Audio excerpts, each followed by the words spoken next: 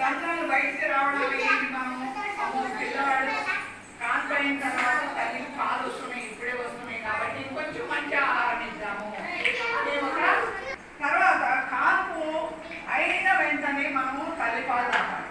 తల్లిపాల యొక్క ప్రాముఖ్యతని చెప్పడం ఏంటంటే తల్లి యొక్క అమృతపు జల్లు.